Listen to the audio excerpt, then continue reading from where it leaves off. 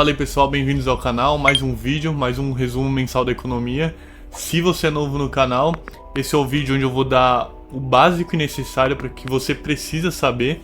Se você é um investidor, se você é um cidadão comum, quer saber de economia, investimento. E aqui eu vou falar de dólar, vou falar de commodity, vou falar de petróleo, vou falar de criptomoeda, Bitcoin, vou falar de bolsa brasileira, bolsa americana e vou dar outras notícias aí pelo mundo para que você saiba tudo o que está acontecendo de uma maneira precisa e resumida.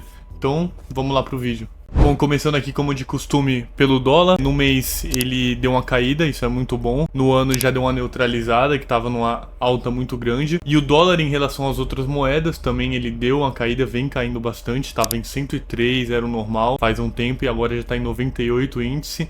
E no ano vocês podem ver que já está menos de 6% aí. E isso é muito bom, abre uma janela muito boa para investir no exterior.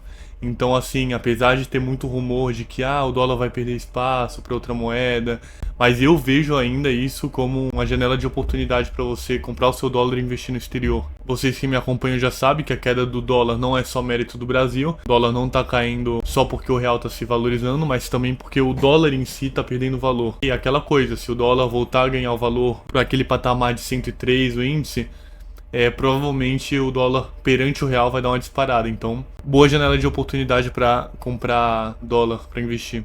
Inclusive agora que o governo americano está fechando um novo pacote de medidas que tende a aumentar a dívida do país, então por isso que se criou uma tensão com relação ao futuro do dólar, porque quando você aumenta a dívida do país, isso, a grosso modo, significa que você vai desvalorizar essa moeda e, consequentemente, inflacionando a própria moeda. Aí, falando de commodities, vocês podem ver que o ouro e a prata não param de subir. E o que chamou a atenção nesse mês especificamente foi platina, que tem um uso no setor mais automobilístico e indicou uma tendência de recuperação, por isso que subiu tanto. E o lítio ainda está com uma queda forte no ano devido à questão dos carros elétricos, que a indústria deu uma murchada boa, né? Prata e platina disparam com busca de alternativas de investimento ao ouro, que é interessante também que a prata e a platina, ao contrário do ouro, ela tem um uso também industrial, além de reserva de valor, digamos, elas são usadas para joias, mas também para alguns setores industriais, então torna uma alternativa interessante para investir. Platina é a mais cara em 4 anos, em um mês ela subiu mais de 23%. Sobre o petróleo, com a questão da nova tensão aí da guerra e tudo mais, subiu bem nesse mês aí, quase 15%. No ano ainda acumula queda, mas a tendência é que essa queda do ano todo talvez se reverta agora nas próximas semanas ou meses, devido a essa guerra aí que voltou, né? Irã, Israel e uma possível escalada, eu vou falar mais disso daqui a pouco. Aí a notícia falando, né, oil prices jump 7% devido à tensão a Israel e Irã. Petróleo chega a saltar mais de 10% com o novo risco geopolítico e pode subir acentuadamente se o Irã realizar ataques retaliatórios. Se essa guerra tomar uma proporção maior, cada vez mais vai se gerar um medo de uma possível redução na oferta de petróleo. Então, obviamente, vai aumentar o preço do petróleo. Notícia falando que o conflito entre Israel e Irã pode levar petróleo a $150, ou seja, mais do que dobrar com relação ao que estava no mês passado. E aumentar o preço da gasolina no Brasil. Então, pessoal, é o que eu falei nos últimos vídeos. Então, a inflação do Brasil vinha aumentando. Teve uma pequena queda nesse mês, já vou mostrar. Mas vinha aumentando com frete de mercadorias barata, que também aumentou, vou mostrar daqui a pouco. Petróleo barato, dólar baixo. Então a tendência agora é que talvez o dólar se volte a valorizar, o petróleo volte a subir, frete de mercadorias voltando a subir.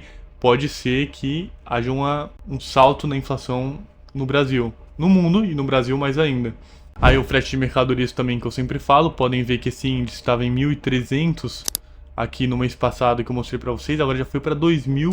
Vocês podem ver que como o mundo é volátil nesse sentido.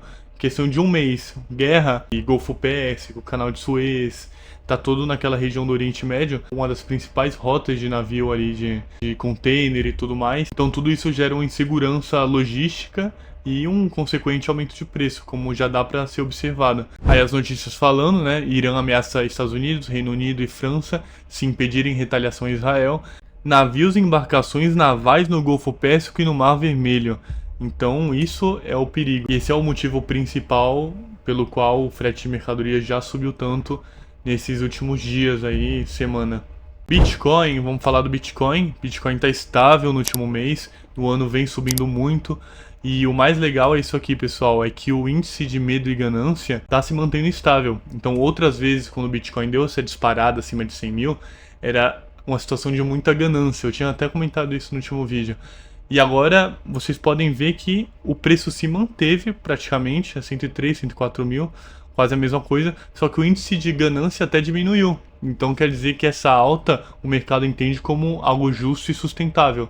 Então isso é muito interessante, o Bitcoin vem se consolidando, né, no mercado.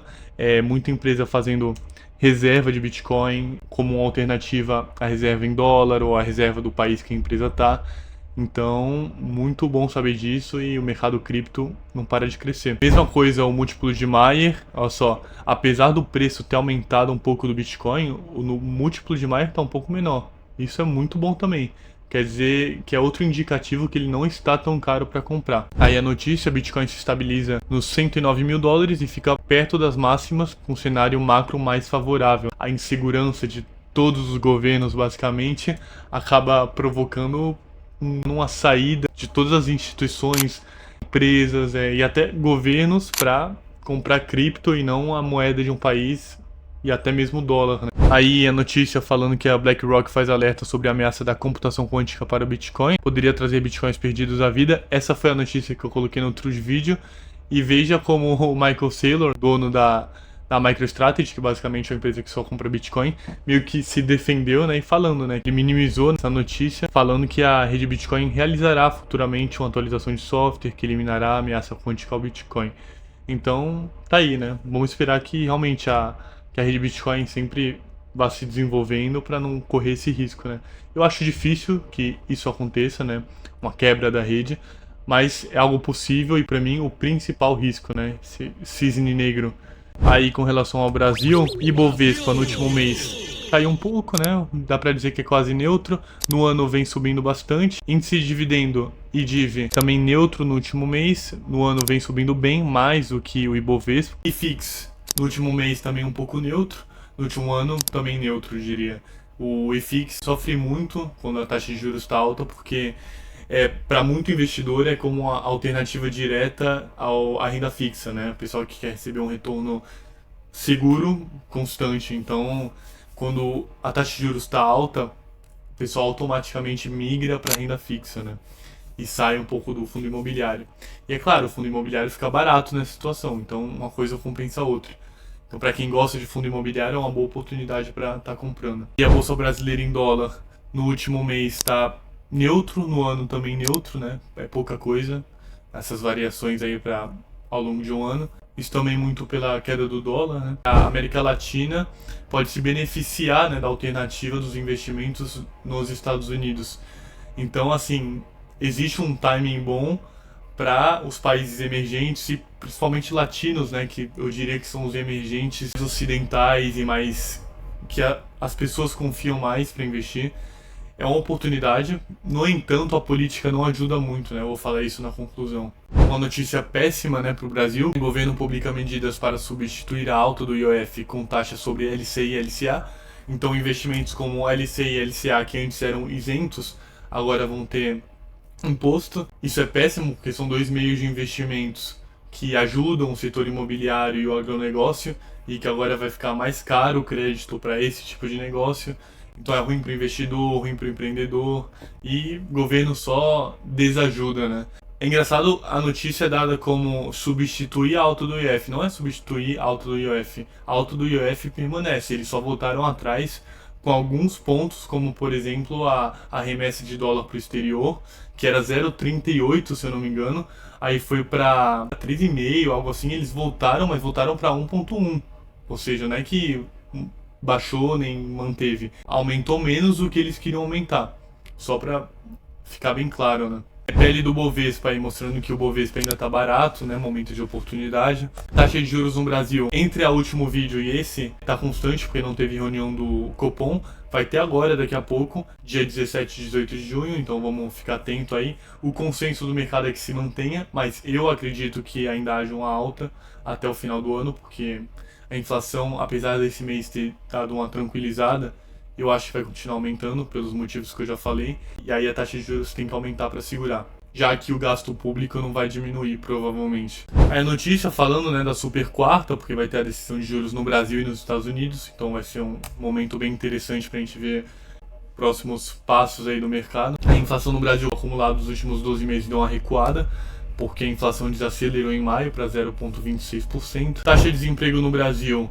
tá baixa, mas é aquela mesma história que eu falei do Bolsa Família, né? Então, virtualmente manipulado essa taxa, né? Se você quiser ver essa análise que eu fiz sobre o Bolsa Família, veja o último vídeo do resumo mensal que eu fiz, que tá muito bom. Aí a taxa de desemprego no Brasil cai para 6,6% em abril, né? A notícia. E aí eu preparei essa análise aqui para vocês nesse vídeo, já que eu já fiz a do Bolsa Família da outra vez, com relação à avaliação do governo Lula. Olha só que interessante. A gente já sabe que tem muita gente reprovando, mas veja quando você separa por renda, como quanto mais as pessoas ganham, mais elas reprovam esse governo, né? Ah, mas manchado porque o Lula defende o pobre. Tudo bem, então vamos separar por escolaridade. Mesma coisa, quanto mais as pessoas têm educação, os dados mostram que mais elas também reprovam o governo Lula, né? Incrível. Veja por região também. Todas as regiões reprovam mais do que aprovam. A única região que aprova mais é o Nordeste. E você veja, por exemplo, que é justamente com relação ao Bolsa Família. Então essas pessoas não apoiam o governo porque acham que é um governo bom. É mais por uma dependência financeira do governo, né? Então isso é uma situação bem grave. Veja aí a notícia, em 12 estados há mais pessoas que recebem Bolsa Família do que trabalham com carteira assinada. No Maranhão, que é quase o dobro de pessoas recebem Bolsa Família com relação à carteira assinada. E aqui embaixo falando, né, 12 dos 27 estados, né, esses que recebem mais Bolsa Família do que trabalhadores com carteira assinada, todos esses 12 são no Norte e Nordeste. Basicamente o governo se utiliza da dependência financeira, da necessidade do povo para se manter no poder, né? Porque claramente as pessoas que ganham mais, as pessoas que são mais educadas, né, têm mais conhecimento, não votam nesse governo. Galera, é claro que eu não estou falando isso para causar um sentimento separatista aqui, eu estou falando isso para principalmente você que me assiste, que é dessas regiões, procurar disseminar esse tipo de informação, né, para que todos os brasileiros fiquem cientes do que está acontecendo, né, e que não sejam movidos só pelo interesse próprio e míope, né, dentro do país. Aí as notícias falando que a fraude do INSS, óbvio que bate na popularidade do governo Lula, e essa é a grande piada, o que eu comentei no último vídeo, que poderia acontecer e que deve acontecer, né? Vítimas de fraude do INSS serão ressarcidas com verba do Tesouro Nacional. E essa, pessoal, que é a situação mais grave, preocupante e que muita gente nem sabe disso, nem sabe o que é Tesouro Nacional. Mas basicamente o que está acontecendo aqui é que o governo, ao invés de pegar o dinheiro que foi roubado e devolver para as pessoas, pegando das pessoas que roubaram esse dinheiro, eles estão basicamente pegando o seu dinheiro de novo para devolver para as pessoas que foram roubadas. Então, cara, isso parece uma piada, mas é o que está acontecendo. Aí vamos para os Estados Unidos, né? Bolsa Americana no último mês subiu um pouco, no último ano vem subindo bem. O Nasdaq Tecnologia, a mesma coisa. As empresas de dividendos, mais neutra, tanto no mês quanto no ano. E é o que eu falei também no último vídeo, pessoal. Veja no mês por setor, como os setores mais conservadores, tipo financeiros, consumer defensive, aqui consumer cyclical, que são onde os ETFs, as empresas mais pagadoras de dividendos estão concentradas. Então, assim, o mercado americano está um pouco supervalorizado, tá? Mas existem oportunidades. Tanto que se vocês forem ver os ETFs, que são mais focados em empresas pagadoras de dividendo, eles estão num preço legal. Alguns estão até abaixo do preço Price Earnings Ratio histórico, né? Índice preço-lucro. Então, assim, existem oportunidades, né?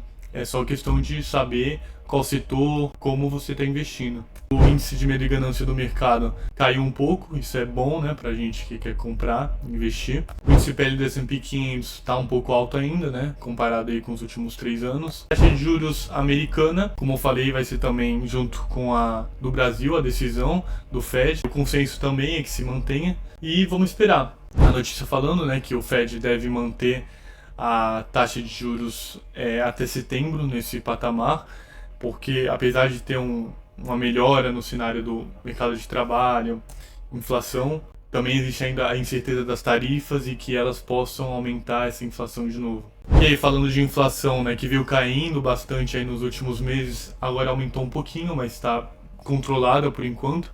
E veio inclusive abaixo das expectativas, né? A expectativa era 2,5, veio 2,4, comparado com 2,3 acumulado do mês passado. O US Inflation aumentou 0,1% em maio, menor do que o esperado. Taxa de desemprego se mantendo estável também, matching market expectations, então, ou seja, dentro das expectativas. Aí as notícias falando no mercado de trabalho dá uma esfriada, devido principalmente à questão da guerra comercial, mas ainda com um mercado sólido, né? E mostrando que foram adicionadas 139 mil vagas de trabalho no último mês. Bom, e aí a conclusão, né? Sempre faço uma conclusão do que está acontecendo com relação ao Brasil, né? Primeiro ponto, pode tirar vantagem do cenário macroeconômico mundial. Eu falei no outro vídeo que o Brasil foi um dos menos afetados com as tarifas. O Brasil, dentro dos emergentes, é o único ocidental de tamanho continental que é livre, de uma certa maneira, então poderia estar tomando muita vantagem dessa migração que os Estados Unidos está querendo fazer da China, né, está indo para a Índia, poderia ser o Brasil também se a gente tivesse essa flexibilidade. Segundo ponto, precisa controlar o gasto público para poder baixar a inflação e, consequentemente, os juros, né? Então, só aumentar os juros não vai controlar a inflação. O principal é o gasto público. E a gente não está vendo a melhoria nesse ponto. Terceiro ponto, arrecadar mais impostos já não é mais uma solução. Isso expulsa também os investidores e os empresários. Obviamente, mais imposto, menos lucro. Quarto ponto, momento de possível oportunidade, caso haja uma mudança de governo nas eleições de 2026, né, porque a bolsa está barata. E último ponto, possível disparada do dólar nos próximos meses devido à alta do petróleo, frete de mercadorias e a própria correção do dólar, né, porque o dólar tem perdido valor também. Se voltar ao normal, pode ser que ele dispare por todos esses fatores, então muito cuidado e atenção. Com relação aos Estados Unidos, a bolsa ainda está um pouco cara, principalmente a S&P 500, mas ainda com oportunidades em alguns setores mais conservadores, como eu falei para vocês. Segundo ponto, inflação e juros pararam de cair, mas estão controlados, né? Isso é bom. Ainda sofre com a incerteza dos impactos das tarifas, né? E o último ponto é que também a bolsa americana pode sofrer com a possível escalada das guerras no Oriente Médio, né? Normalmente quando tem guerra, a bolsa cai, né? Por incerteza, né? Pode ser que seja algo, assim, catastrófico, né? Um ataque aos Estados Unidos. Mas esse é o tipo de coisa que, ao longo da história, sempre acontece, né? E o mercado, graças a Deus, tem um índice de recuperação de 100% das vezes. Então, continuar investindo. Aí, notícias ao redor do mundo. A Índia faz corte de juros maior do que o esperado, né? A Índia é um país emergente que está se beneficiando com tudo isso. A própria Apple vem produzindo mais na Índia, né, em movimento de transição da China. Aí, com relação à Argentina também, inflação na Argentina menor dado mensal desde 2020. E outra notícia importante é que a Cristina Kirchner foi condenada, era ex-presidente da Argentina, né? Condenada por corrupção. E é uma notícia muito fofa, né? O Lula declara apoio a Cristina, né? Condenada por corrupção. O petista ficou solidário à amiga corrupta que presidiu a Argentina. Então tá aí, né? E não podia ser diferente, né? E outra notícia interessante que rolou também foi essa da briguinha do Trump com o Musk, né? O Musk saiu do DOGE, Departamento de Eficiência de Gastos dos Estados Unidos. Isso foi muito devido à nova política que está passando no Congresso americano, né, que vai ter como consequência o aumento da dívida pública. Basicamente é isso. Obviamente o Elon Musk é contra isso, né, porque a dívida pública dos Estados Unidos já está muito alta.